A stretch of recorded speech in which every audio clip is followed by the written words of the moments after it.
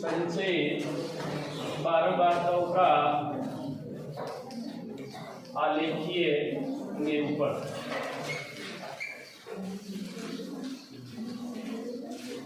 देखो इसको बनाने की कितनी विधियां होती है? कितनी विधियां होती है? 2 विधियां होती है। कितनी विधियां? 2 विधियां होती है।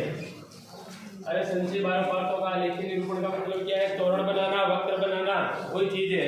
तो इनकी विधियां कितनी होती है? 2 विधियां होती है। पहली विधि देखना आप, से कम विधि। से कम विधि इसमें आपके इस प्रकार से आएगा शब्द लिखा हुआ कि से कम प्रकार की बारंबारता बंटन सारणी बना करके तोरण खींचिए। तो इस विधि में हम क्या करते हैं आप समझना। पहले मैं नियम लिखा रहा हूँ, यहाँ पे देख लेना, बहुत ही सरल है। तो इस विधि में जो पहले हम लिखेंगे ना, वो ध्यान रखना, जो निर्देशांक आएगा वो तो आपको पता ही है भाई। निर्देशांक जैसे लिखते हैं तो पहले यहाँ किसका मान आता है? 2 निर्देशांक होते, पहले किसका मान आता है? x का। ये किसका आता है? y का। तो ये ध्यान रखना। तो से कम विधि में हम यहाँ क्या करेंगे? ऊपरी सीमा लिखेंगे पहले। तो कौन सी सीमा लिखेंगे? ऊपरी सीमा। फिर बाद में लिखेंगे संचय बारंबारता CF। ये इनके निर्देशांक होंगे, ठीक है ना, ध्यान रखना। अब यहाँ नियम के अनुसार हम लिख देते हैं, इसमें x का मान वर्ग अंतराल की ऊपरी सीमा लेते हैं और y का मान CF बनाकर लेते हैं। अब CF बनाना तो आपको आता है भाई। F दिया होगा तो CF में क्या करेंगे? तिरछी जोड़ लेंगे, ठीक है ना, ध्यान रखना इसमें। यानी CF बारंबारताओं को जोड़कर बनाएंगे, ठीक है। हाँ आ जाओ।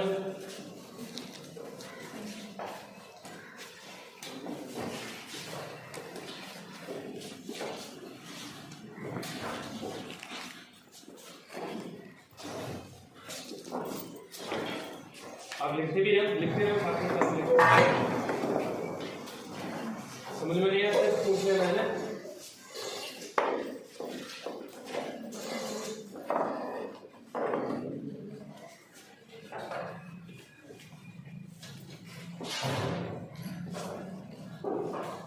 और इसका वक्र मैं बना लेता हूँ से कम विधि का। इसमें जो प्रश्न बनेगा ना सवाल, हमारे जो वक्र बनेगा कैसे बनेगा मान लीजिए। अब ये जो मैं रेखा बना रही है कौन सी रेखा बताओ? देखिए ग्राफ पढ़ रखा है तो आपने, कौन सी है ये? y एक्स है। खड़ी रेखा जो होती है वो क्या होती है? y। और इसी को बोलते हैं ऊर्ध्वाधर। और ये जो होती है अक्षीय 30 तल पर यानी आड़ी रेखा, इसको क्या बोलते हैं? x अक्ष। जहां ये दोनों रेखाएं प्रतिच्छेद करती है उस बिंदु को क्या कहते हैं? मूल बिंदु। तो ये तो हो गया आपके y और ये हो गया x। और x अक्ष पर हम कौन से आंकड़े लिखेंगे वो ध्यान रखना। यहाँ हम लिखेंगे ऊपरी सीमाएं। क्या लिखेंगे? ऊपरी सीमाएं x अक्ष पर लिखेंगे। और ये तो मूल बिंदु हो ही गया। और y पर लिखेंगे हम CF। ये ध्यान रखना थोड़ा। और से कम प्रकार का जो तोरण बनता है इस प्रकार से बनेगा। ये से कम प्रकार का तोरण हो गया, ठीक है। वक्र एक ही बात है, से कम प्रकार का वक्र। ये होगी आपकी पहली विधि, बहुत ही सरल है। 3% तो है आपके 14.3। सेकंड जो विधि है से अधिक प्रकार, इसमें आप निम्न सीमा लेते हैं। x का मान क्या लेते हैं? निम्न सीमा। और इसमें x का मान वर्ग अंतराल की निम्न सीमा लेते हैं। और y का मान CF बनाकर लेते हैं, वो तो सही है। और CF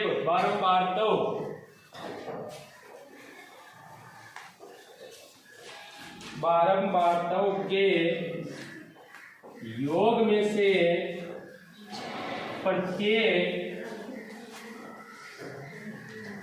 बारंबारताओं को घटाकर बनाएंगे।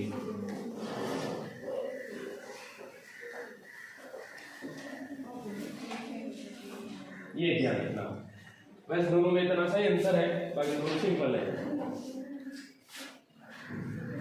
और इसका जो वक्र बनेगा ये तो y अक्ष ही है और ये x अक्ष हो गया y और x। इसमें इस प्रकार से बनेगा से अधिक प्रकार का तोरण।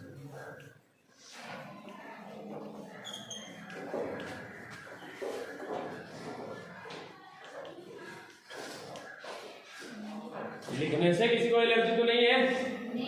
हाँ, बहुत लिखाते हैं। प्रतिवर्ष गणित विषय में 7-7 कॉपियां बन जाती है और बढ़ती भी है। अब देखो त्वरण बनाकर जैसे किसी सवाल में आ गया ना कि माध्यक भी ज्ञात कीजिए, तो कैसे ज्ञात करेंगे माध्यक? ग्राफ आपने पढ़ रखा है, ग्राफ पढ़ा कि नहीं पढ़ा है? पढ़ा है। तो ग्राफ में जब आलेखीय विधि से हम रैखिक समीकरणों को सरल करते हैं तो x y का मान कैसे निकालते हैं? मान लीजिए ये ग्राफ है आपके सामने, अब मान लीजिए एक रेखा तो इस प्रकार से बन रही है आपकी, कैसे भी, ये तो हो गया आपकी ग्राफ, ठीक है। अब एक रेखा ये जा रही है और एक रेखा मान लीजिए ये गई। अब बताओ x y का मान कैसे निकालेंगे? ग्राफ तो बन गया आपके सामने, अरे ये हो गया ना ग्राफ की विधि से। प्रश्न आ गया आपके कि दी गई रैखिक समीकरणों को ग्राफ की विधि से सरल कीजिए, तो ग्राफ तो बना लिया, फिर नीचे हम आंसर लिखते कि नहीं लिखते? अतः x का मान इतना आया, y का मान इतना आया, तो कैसे लिखते हैं वो? अब यही तो पैमाना, वो तो अलग चीज है पैमाना। जहां ये दोनों रेखाएं प्रतिच्छेद होती है वो बिंदु, अब इसको हम y पर मिलाते हैं, तो जहां y को काटेगी वो तो हो जाएगा अपने y का मान, और जहां इस प्रकार मिलाएंगे और जहां x पर काटेगी वो तो हो जाएगा x का मान। तभी तो हम नीचे लिखते हैं आंसर में, तभी तो ग्राफ हमारा जो प्रश्न होता है पूरा होता है। ये नहीं लिखेंगे तो फिर तो नंबर कटेंगे, फिर बनाए इसलिए तो मेन चीजें हमने नहीं लिखी, आंसर बाद में लिखना पड़ता है ना हमारा, क्योंकि अतः x का मान इतना है, y का मान इतना है, ये हमारा आंसर है, लिखा होगा ना आपने। तो अब यही हम अभी लिखेंगे यहाँ पे, देखो कि माध्यक कैसे ज्ञात करेंगे त्वरण से। तो आप देखना इसमें जो सिग्मा f का जो योग आएगा ना हमारे, उसमें हम किसका भाग देंगे? 2 का, और सिग्मा f को ही क्या कहते हैं? n कहते हैं। इसमें जब हम भाग देंगे, अजय ये खड़े मत रहिए, अब जो मान लीजिए कि इस डिब्बे में कोई भी मान आ गया आपके, ठीक है। अब ये जो मान हम, ये जो बिंदु आएगा ना, इस बिंदु को हम किस पर दर्शाएंगे? y पर दर्शाएंगे। किस पर दर्शाएंगे? इस बिंदु को मैं लिख देता हूं, आगे लिख दो साथ में। इस बिंदु को y पर प्रदर्शित करेंगे,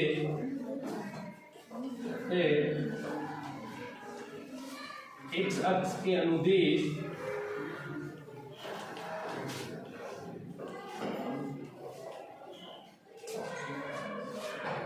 रेखा खींचते हुए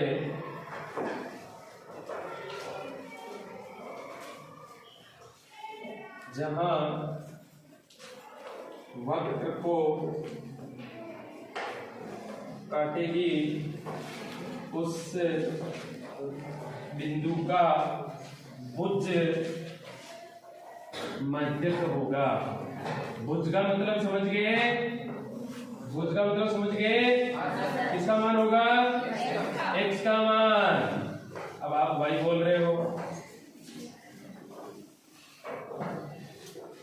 अरे भाई ये x अक्ष है, ठीक है, x, और ये है y, ये हो गया y। अब x में कोई भी मात्रा नहीं है और भुज में भी मात्रा नहीं है, y में e की मात्रा है, पीछे कोटि में भी e की मात्रा है, तो कंफ्यूजन होने की जरूरत ही नहीं है, बस x भुज y कोटि। पॉइंट 4 पहला प्रश्न, अंतराल दे रखे हैं, उपयुक्त बंटन को एक कम प्रकार के संचयी बारंबारता बंटन में बदलिए और उसका त्वरण खींचिए। देखो क्वेश्चन आपके सामने इस प्रकार से दिया हुआ, पहले क्वेश्चन लिख लेता हूं मैं। दैनिक आय,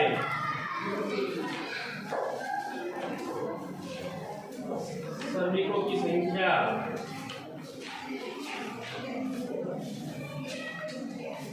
100 से 120, 120 से 140, 140 से 160 और 160 से 180 और 180 से 200। मैं आपको बताना भूल गया, यहाँ जैसे कोई मान लीजिए ये तो हो गया y अक्ष, यहाँ ऐसी एक रेखा बनती है, इसका मतलब क्या है? ग्राफ में पढ़ा होगा आपने, ये जो रेखा बनाई है ऐसे जाकर फिर ऐसे जा रही है, तो इसका मतलब आप समझ लेना कि ये जो रेखा है इसका मतलब ये है कि 0 से जहां संख्या स्टार्ट हो रही है 0 से स्टार्ट नहीं होती, इसका मतलब ये है, ठीक है ना। तो 0 से कोई भी संख्या यहाँ से स्टार्ट नहीं होती, फिर आगे से हम यहाँ स्टार्ट करते हैं, भाई 10 हो गए, फिर 20 हो गए, ऐसे अब ये जो प्रश्न है इसमें जब बनाएंगे ना हम तो ऐसी रेखा भी बनाएंगे, क्योंकि ये जो अंतराल है 0 से स्टार्ट नहीं हो रहा है, कहाँ से स्टार्ट हो रहा है 100 से। तो यदि कोई वर्ग अंतराल 0 से स्टार्ट होता है तो हम ये नहीं बनाएंगे, बाकी 0 से स्टार्ट नहीं हो रहे तो ये बनाएंगे, ध्यान रखना भाई। ओके चलो अब देखो श्रमिकों की संख्या 12, 14, 8, 6 और 10। प्रश्न क्या कह रहा है, इससे कम प्रकार की सारणी बनती है। इससे कम प्रकार की सारणी के लिए मैंने विधि बता दी है आपको, ठीक है। तो हल लिखो पहले, ये हल। अब से कम प्रकार की सारणी, से कम प्रकार।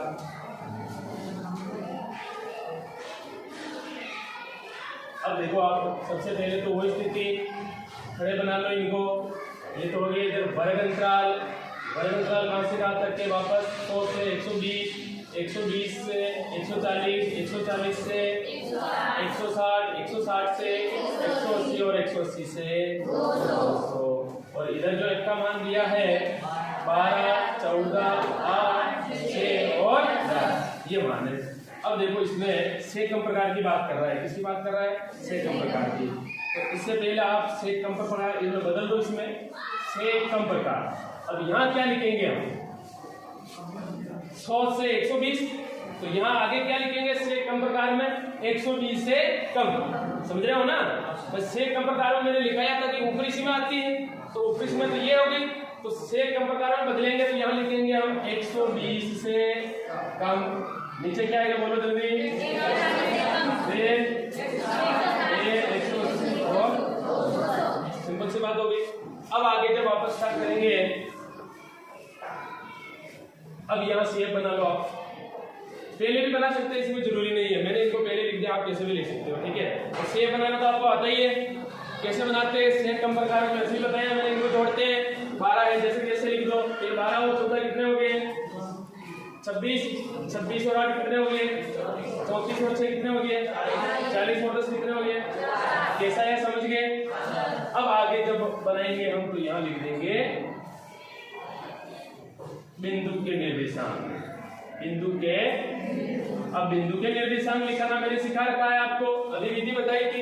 इससे कम प्रकार में बिंदु कैसे लिखते हैं, पहले x का मान क्या लिखते हैं, ऊपरी सीमा, फिर दूसरा क्या लिखते हैं,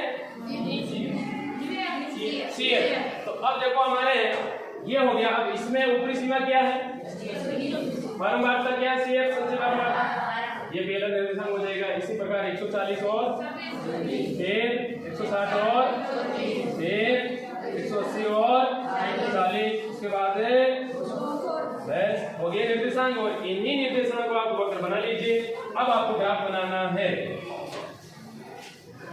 ये ब्लैक बोर्ड है, जो मिलेंगे हम कुछ भी हो सकता है, तो आप कॉपी में ध्यान से बनाना। ये x है और ये y है। यहाँ जो पहले मान लिखे जाते हैं वो किसके लिखे जाते हैं, x के, ध्यान रखना भाई। दूसरे मान y के। अब देखो ग्राफ जब आपने पढ़ा है तो पैमाना भी लेना सीखे होंगे आप, पैमाना लेना आता है सभी को, संख्याओं के आधार पर पैमाना लिखते हैं। अगर ग्राफ आपके बोर्ड में आ गया, पैमाना का 1 नंबर तो कंफर्म है। अगर 6 नंबर का क्वेश्चन आता है ना ग्राफ का, तो 1 नंबर पैमाना का भी मिलता है आपको। भाई पैमाना जरूरी होता है। आपको ग्राफ में देखा होगा, ग्राफ में इस प्रकार बने हुए हैं, ग्राफ तो देखा है आपने, ऐसे बना हुआ होता है। ये एक डिब्बा किनके बराबर होता है, ये जो दूरी होती है किसके बराबर होती है बताइए। नहीं, ये दूरी जो बनी होती है ना, ये दूरी कितनी होती है, इस डिब्बे में कितनी लाइनें होती है, 10 होती है, 10 लाइनें होती है। तो ये 1 सेंटी के बराबर होता है, किसके बराबर होता है, और प्रत्येक लाइन 1-1 mm की होती है। तो 1 सेंटी में कितने mm होते हैं, अरे ये तो आनी चाहिए। जैसे किलोमीटर में कितने मीटर होते हैं, 1000 मीटर, और 1 मीटर में कितने सेंटीमीटर, 100, और 1 सेंटीमीटर में कितने मिलीमीटर, 10। 1 इंच में कितने mm होते हैं, मिलीमीटर कितना होता है 1 इंच में, बस। और 1 फीट में कितने इंच होते हैं, 12। तो ऐसी इकाइयां ध्यान रखो भाई, आप 10वीं पढ़ रहे हो, इकाइयां बहुत काम की चीजें है इकाइयां।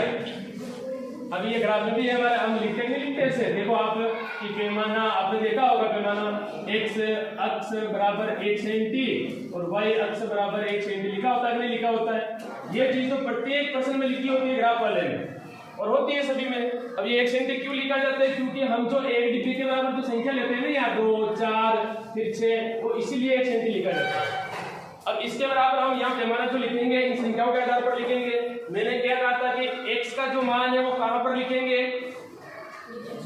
x अक्ष पर। ये तो था हमारा भाई, ऊपरी सीमाओं को हम x अक्ष पर लिखेंगे। अब यहाँ देखो इनके बीच में 0 से स्टार्ट नहीं हो रही, तो ऐसी रेखा बना लेना। और अब देखो 120 ये आ रहे हैं, तो मैं यहाँ पैमाना ले लेता हूँ।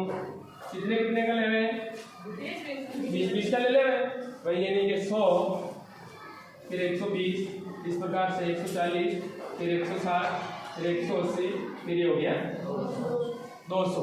और इनके देखो 12 ये 26 है ना, 26 12 26 34 40 50, तो कितने कितने का ले लो इधर, 5 का ले लो। ठीक है, 5 10 15 20 25 30, ज्यादा लंबा हो जाएगा। अब तो 10 का ले लो, 10 20 30 40 और 50। अब आप ये बिंदु बना लो। पहला बिंदु क्या है, 120 और 12। 120 ये जो किसका मान है, x का, तो ये रहा 120। और y का मान क्या आएगा, यानी 10 11 और 12 लगभग, ये पहला बिंदु हो जाएगा। ठीक है, इसी प्रकार दूसरा बिंदु 140 26, ये 140 26 20, यहाँ आगे लगभग है। और छिपे हुए हैं, दिखाई दे रहे नहीं दे रहे, बहुत अच्छी बात है, दिखाई दे रहे हैं। ये हो गया दूसरा बिंदु। 160 और 34, ये 160 है, 34 कहाँ आएंगे, लगभग यहाँ लेंगे। ठीक है, ये हो गया 180 40, 180 40, ये तो उनके आदमी को भी दिख जाएगा है ना। हाँ, और 250, ये हो गया लगभग। तो ये हो गया आपके, बस हो गया सवाल पहला हो गया। ठीक है, बना लो। पैमाना जरूर लिखना है ना, पैमाना आपने या नीचे लिख रहा हूँ, देख लेना आप।